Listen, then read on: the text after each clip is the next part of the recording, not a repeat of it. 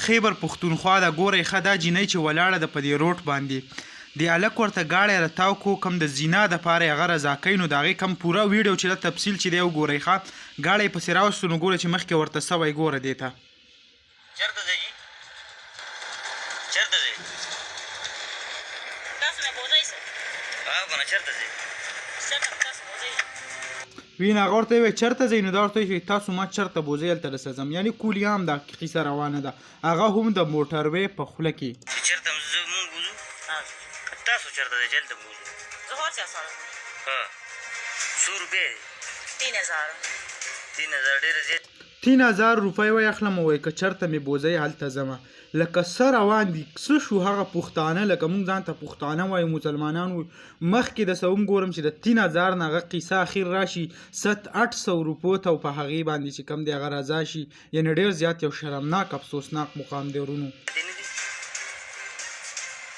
ولې نه دی خو انسان مجبوره یې د شپې څو روپۍ دي 8000 د شپې 8000 د یو ټایم 3000 استغفر الله 8000 روپۍ دا خو یوه نیمه ګنټه انتظار موږ تا ته وکړه یو ګاډي سره وختې د هغې نه هم کوزه شوې ولې پیسې ورسره نه وې که څنګه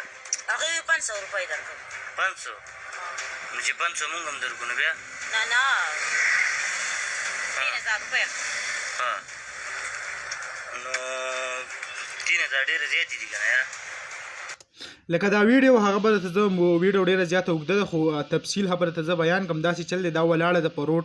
دا 3000 وایي چې ما بل کس هغه ګاډي ته وخېجولم هغه چې کوم دی ما ته 500 ویلې زه ترې بیا کوشم دا کس ورسره خبره کوي نو 2000 دا ورته بیا وایي بیا 1500 داسې 800 روپو پورې دا راشي یعنې موږ هغه پښتانه یو کوم چې موږ د خپلو خویندو میندو باندې ډېر زیات غیرت کوو اخر کار چې کوم دی د موږ پښتو او کوم غیرت چې دی هغه داسې ځای ته راورسېدو نو په روډونو چې کوم دی هغه کولیا هم دا کارونه هغه شروع شو ډېر زیات یو افسوسناک ډېر زیات یو د شرم مقام دی موږ له خو بل طرف ته که موږ وګورو هغه چې کم یعنې خپل دغه وایي چې یا زه یو ډېره زیاته غریبه یم دا څه چې کوم نو د غریبۍ د وجې کوم یعنې تاسو پښتانه هغه 3000 4000 په دې کار ورکوئ خو یو غریبې خور له هسې چېرته 400-500 روپۍ هم نه ورکوئ که چېرې مونږ په خپل ګاونډ